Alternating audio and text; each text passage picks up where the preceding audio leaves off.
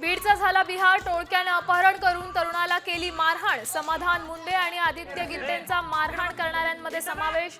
7 जणांना ठोकल्या बेड्या.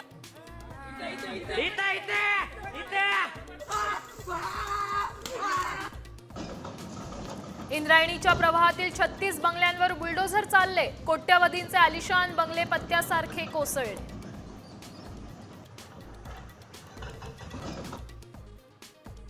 मुंबई आंतरराष्ट्रीय विमानतळ आणि ताजमहल पॅलेस हॉटेल बॉम्बने उडवून देण्याची धमकी. सुरक्षा यंत्रणा हाय अलर्टवर.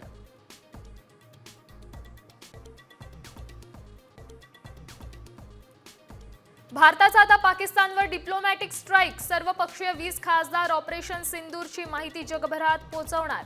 पाकिस्तानवर जागतिक दबाव आणण्यासाठी रणनीती.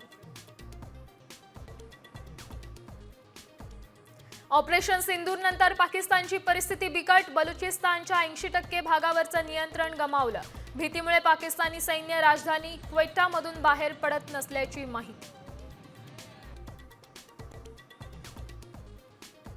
भारताला हवेत हाफिज सईद, अझर मसूद आणि दाऊद इब्राहिम. मोस्ट वॉन्टेडची यादी पाकला सोपवणार.